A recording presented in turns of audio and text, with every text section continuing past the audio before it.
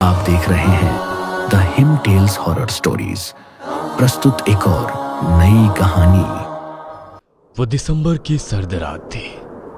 हिमाचल में जरूरत से ज्यादा बर्फ गिर रही थी और बर्फ के पहाड़ से बरसते ओले जिनसे बचने के लिए कुछ लोग अपने अपने होटल की तरफ भाग रहे थे। और उसी सर्द रात में एक नागा चले जा रहे थे। नागा जो पूर्ण रूप से निर्वस्त्र होते हैं और शरीर को ढकने के लिए वे मरे हुए जानवर की खाल का उपयोग करते हैं। उनके बाएं हाथ में एक कटा हुआ शीश है जिसकी गर्दन से रक्त की बूंदें गिरकर नीचे बर्फ में मिल रही है। उनके पैरों के निशान भी रक्त की छाप छोड़ते चल रहे हैं। उस समय मौसम काफी गहराया हुआ था और धरातरी थी। उन साधु की आंखों में क्रोध भरा हुआ था और चेहरा भी रक्त से सना हुआ था। वह आगे बढ़ते चले गए और उनके कदम जाके रुके एक मंदिर के बाहर। उन्होंने चौखट लांघी और अपना दाहिना पैर अंदर रखने से पहले उन्होंने बाएं हाथ से पकड़े हुए कटे हुए शीश को उठाया और ऊंची गर्जना की, जिसके साथ ही ऊपर आसमान में जोर से बिजली गौंदी। हे मृत्यु के देवता, मैं उस प्रत्येक व्यक्ति की बलि तुझे लाकर देता रहूंगा जो असुरी प्रवृत्ति में लीन होकर ईश्वर की आज्ञा की अवहेलना करेगा तथा उनका अपमान करेगा। उन्हें समय से पहले यम के पास आना होगा। इतना कहते उन्होंने अपने दाएं पैर को अंदर रखा और मंदिर के अंदर प्रवेश कर गए। उनके कदम रखने से ही मंदिर प्रांगण में कंपन शुरू हो गई थी। उन्होंने मुख्य द्वार द्वारा अंदर प्रवेश किया और यमदेव की मूर्ति के समक्ष उस कटे हुए शीश को अर्पण कर यम देवता को प्रणाम किया। यम देवता की वो मूर्ति का स्वरूप अति भयानक था। उनका आकार मंदिर की छत से बस थोड़ा ही नीचे था और रंग काला था। शीश पर मुकुट विराजमान था जिस पर दोनों तरफ से सिंह बने थे। उनके दाहिने हाथ में एक बड़ा शस्त्र था और बाएं हाथ में एक यमपाश, जिससे वहां के लोग मानते थे कि इसी यमपाश से वो लोगों के शरीर से उनके प्राण खींच लेते हैं। नागा ने भस्म उठाई और बलि पर छिड़क दी, फिर चिल्लाए, बलि स्वीकार करो देवता। उनकी गर्जना मंदिर के परिसर में किसी भयानक चेतावनी की तरह गूंज उठी। पर मैं ये नहीं जानता था कि उस रात यहाँ जो कुछ भी हो रहा था उसका असर मेरी जिंदगी पर भी पड़ने वाला था।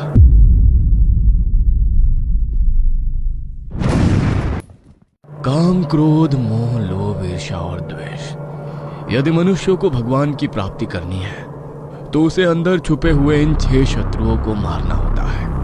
और अगर वो ऐसा नहीं करता तो वो ईश्वर के दंड का भागी होता है। पर इंसान वो ये सब नहीं समझता क्योंकि ये 6 शत्रु उसे ऐसा समझने नहीं देते। मेरा नाम अतुल माथुर है और मैं दिल्ली का रहने वाला हूँ। मेरी एक साधारण सी जिंदगी है, पर इस साधारण सी जिंदगी में एक तूफान जिसने मुझे आज से 2 साल पहले ही अपने अंदर छुपा हुआ शैतान भी दिखाया था। कुछ 2 साल पहले मेरी जिंदगी में रश्मि नाम की लड़की आई। वो मुझे बुक स्टोर में मिली थी। हमारी पहली मुलाकात उसी बुक स्टोर में हुई थी। हम दोनों को किताबों का काफी शौक था, पर एक फर्क भी था। जहां मैं किताब और उसकी दुनिया को छोड़कर अपनी वास्तविक में वापस आ जाता था, वहीं रश्मि किताब से ज्यादा किताब के किरदारों में उलझी रहती थी। ये एक किस्म का फोबिया था, जहां उसे मालूम तो था कि किताब और असल दुनिया के बीच बहुत फर्क है, पर उसका मन अक्सर इस बात को मानने से इनकार कर देता। मैंने अक्सर रश्मि को देखा कि जब हम साथ में होते तो वो मेरे साथ तो होती, लेकिन उसका दिमाग एक अलग दुनिया बुन रहा होता। वो लोगों को प्यार से निहारती रहती, उनमें वो जज्बात तलाशती जो उसे किरदारों में मिलते, और फिर वो निराश होकर मेरे सीने से लग जाती और मुझसे कहती, अतुल, क्या सच में किताबी संसार के लोग होते हैं, या यूं ही मुझे निराश करने के लिए कुदरत ने ऐसी साजिश रची होगी? उस दिन रश्मि ने जो बात मुझसे कही, मुझे लगा वो मेरे लिए होगी, जैसा कि हर प्यार में पड़े लड़के को लगता है। लेकिन दूसरे दिन जो हुआ उसने मुझे अंदर से झंझोड़ के रख दिया। उस दिन मेरे अंदर गुमनामी आ गई, मानो एक पल के लिए मेरे अंदर कुछ गरजा हो। जिस जगह आज मैं था वहां रश्मि भी थी, पर किसी और के साथ। आसमान जोर से गरजा और बारिश शुरू हो गई। मैंने उन दोनों को एक पुराने किले के पास पाया था और मैं मैदान में खाली खड़ा उन्हें देखता रहा और अचानक ही वो मेरी नजरों से ओझल हो गए।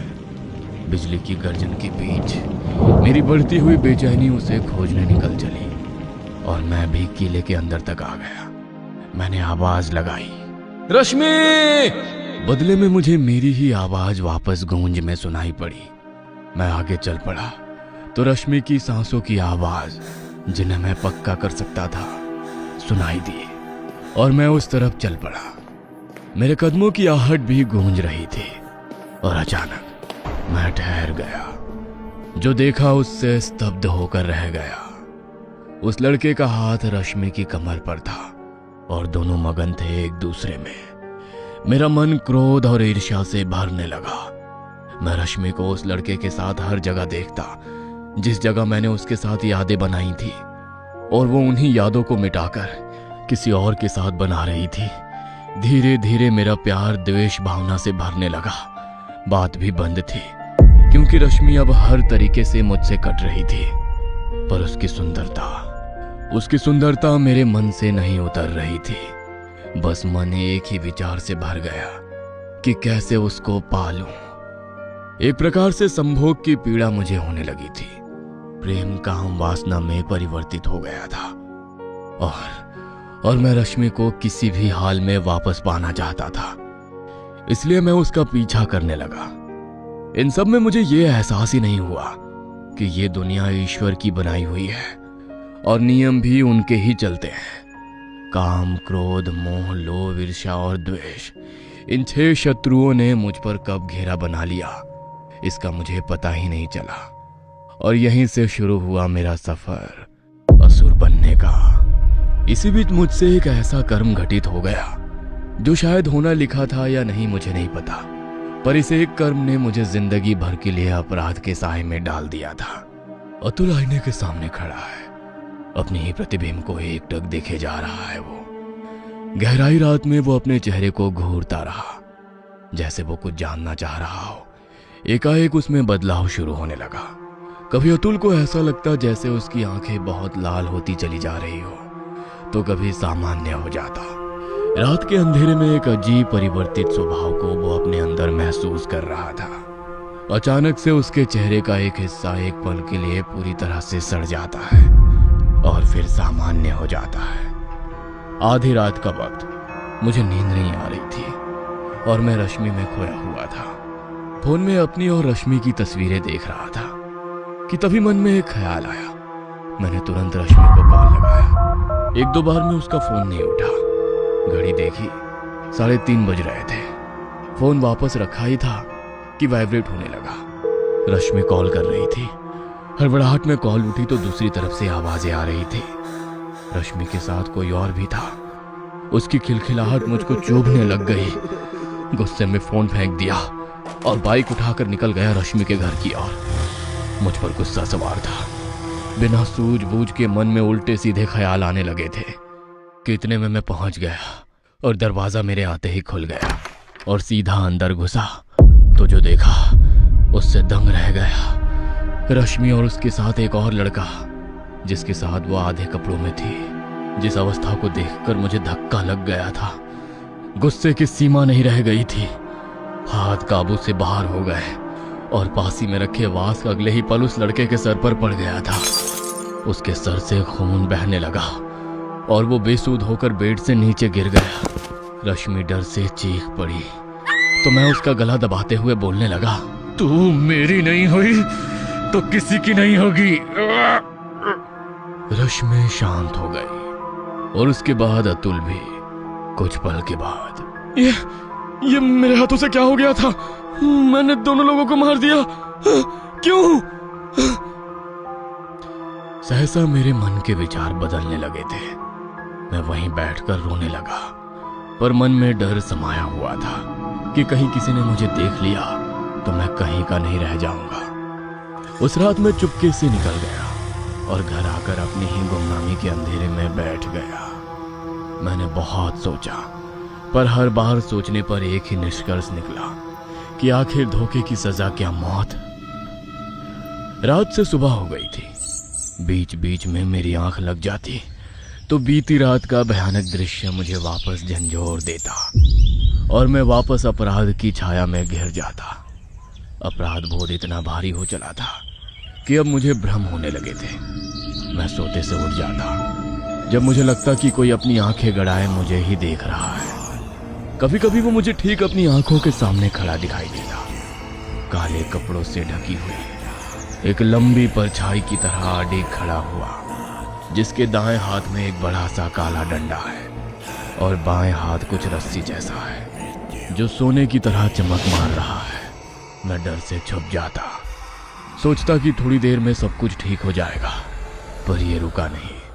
मुझ में बदलाव होते चले गए। बड़े बाल और घनी दाढ़ी और चेहरे पे कालापन छाने लगा था। खुद को आईने में देखता तो घबराहट होती थी और बीच बीच में उसी काले साए के होने का आभास मुझे और डरा देता। पर यह सब मेरा भ्रम नहीं था, कोई वाकई था जो सिर्फ मेरे लिए आया था। एक सुबह मेरे घर के दरवाजे पर दस्तक होने लगी। ठक ठक की आवाज के साथ मेरी गहरी नींद टूटी। मैंने उठकर दरवाजा खोला तो सामने एक बाबा खड़े थे। उन्होंने काले वस्त्र पहन रखे थे और गले में कई प्रकार की माला। मैंने उन्हें अपनी पूरी आंखें खोलकर देखा तो उन्होंने मुझे अपने साथ चलने का इशारा किया। मैंने उनसे कुछ भी पूछना जरूरी नहीं समझा, क्योंकि उनका कहा एक शब्द मुझे निशब्द कर गया था, और वो था अपराध बोध। वो मुझे लेके एक घाट के किनारे आ गए थे। मुझे अपनी हालत पर तरस आ रहा था, और जैसा उनका नजरिया था शायद उन्हें भी मुझ पर ही तरस आ रहा था। पर उनकी आंखें शायद ये नहीं कह रही थी, और अचानक ही वो बोल पड़े।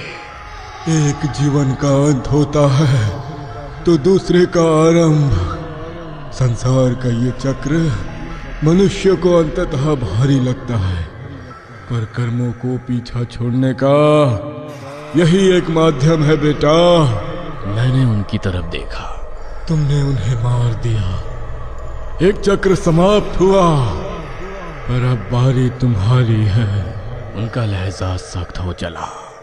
वो जो तुम्हें दिख रहा है ना, वो कुछ साधारण नहीं है।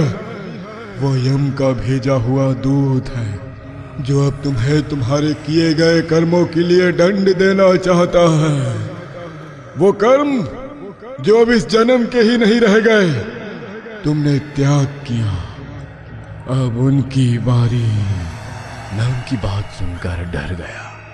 मुझे इन सब की वजह जाननी थी और उनसे निकलने का कोई एक सरल रास्ता, कि तब तक वे बोले कि मुझे खुद यमराज से उसकी माफी मांगनी होगी। माफी यमराज से? पर क्या ये मुमकिन है? मैंने खुद से ये सवाल किया और मेरा मन पढ़कर उनका जवाब, खुद चला जा, वरना वो ले जाएंगे प्रताड़ना के साथ। उस शाम से ही मेरी जिंदगी बदल गई, या यूं कहें कि एक कर्म का जीवन समाप्त हुआ और दूसरे कर्म का आरंभ।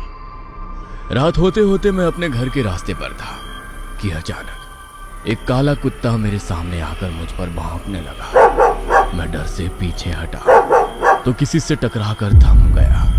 पीछे मुड़कर देखा तो खुद पर विश्वास नहीं हुआ। मेरे सामने खून से लथपथ रश्मि खड़ी हुई थी। उसने तुरंत मेरे दोनों कंधों पर अपना जोर लाद दिया और डरते सहमते चिल्लाते हुए कहने लगी, अतुल, वो मुझे मार डालेंगे मुझे। कौन?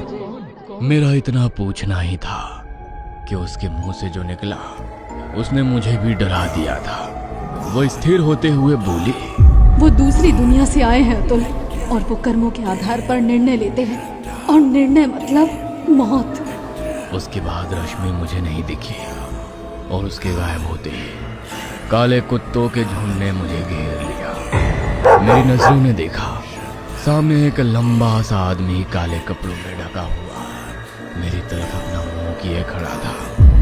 उसने फारसा दाएं से बाएं हाथ में लिया और चेहरे से कपड़ा हटाया। उसका चेहरा एक भूत की आकृति थी। शेष अगले भाग तक।